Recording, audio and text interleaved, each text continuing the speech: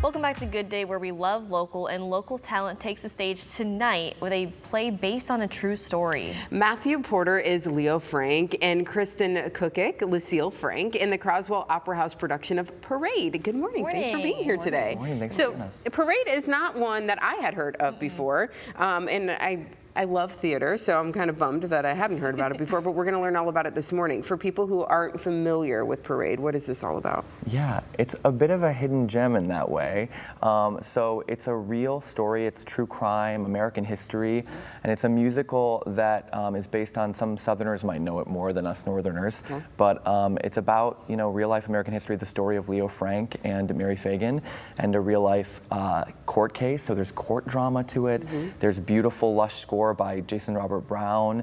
There's, I don't want to give anything away. Because there is sort of like a build throughout the show that, sort of unravels, but it's about this, also this love story between our two characters at the heart of the show that really sort of endures throughout and becomes sort of the heart of it. Okay, there you go. That sounds like I'm in, right?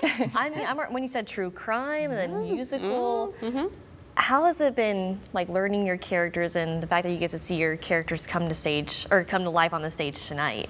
It's very exciting. The good thing about this story is, since it is based on a true story, there is so much information out there. There's so many books and podcasts, and this is still a very important and well-covered story. So not only did we have the original musical and the revival to kind of guide us, but we also have so much true information to kind of build our characters off of. So you had to do a lot of homework then. Big time. Oh yeah, this is a homework show. And in fact, the case was reopened in 2019. So there is some sort of like delayed justice and questions of things about it to this day. But it's so powerful, it's so challenging in the best ways, that kind of theater that makes you sort of leave the theater changed by it. So it's like, wow, that's incredible, Yeah, I was gonna ask that. What do you hope that the audience takes away with them?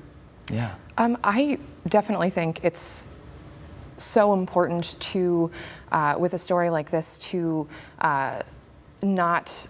to remind yourself to form your own opinion on some really ugly things that might come up in real life, and how easy it is to just kind of follow that mob mentality and to not see all different sides, and maybe the sides that you're not familiar with or normally identify with, just to always think of all the different sides.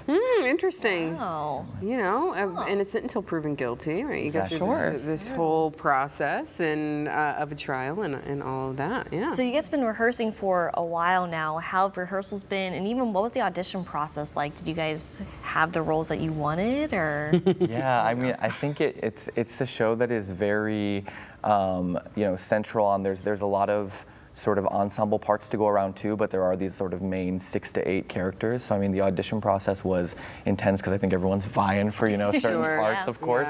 But I feel very lucky. I can't speak for Kristin, but it's it's such a. I mean, it was definitely the part that I sort of came out knowing about. I got a chance to see the Tony Award-winning Broadway revival.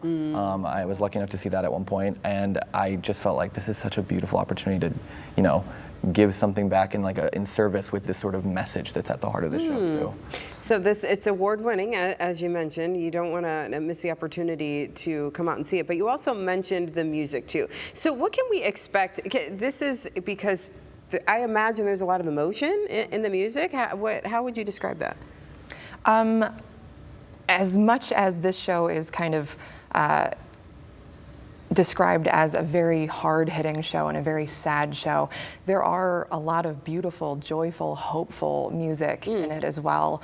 I think I was just stunned the first time I listened to the music and didn't realize that, there is a balance in the show. Yes, there is some devastating music that just really pulls your heartstrings, but there's some great toe-tapping numbers in there as well.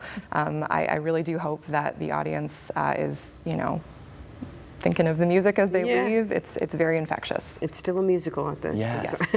What's your guys' favorite song from the musical? Oh, goodness. There's a beautiful ballad at the end of Act 2 called All the Wasted Time that I think is, the composer is Jason Robert Brown, if anyone's familiar with the Last 5 Years musical or Bridges of Madison County musical. It's just a beautiful sweeping ballad with like this orchestra underneath us that is so lush and full, and it's one of those things you sit in and you just sort of bask in when you're in the theater listening to people sing these songs. Yeah. So you have to stick around for the whole thing because you said the end of Act 2. That's right. Please. stick Not that around. you wouldn't anyway, right? Okay, so you open tonight. You run 2 weekends, right? Yes. At the Croswell. Wow. Make sure you get your tickets through the Croswell's website specifically. Yep. Don't get duped by some of those other websites that might be out there. How many performances do you have altogether? So we've got today and 2 on Saturday and 1 on Sunday, and then we've got Thursday next week, Friday, 2 on Saturday, 1 on Sunday. Wow, Yeah. busy. Many chances. Yes, yes. So go ahead and get your tickets now for that and enjoy Parade, folks. Thanks for being Thank here you. today. Thank you so Break a much. leg.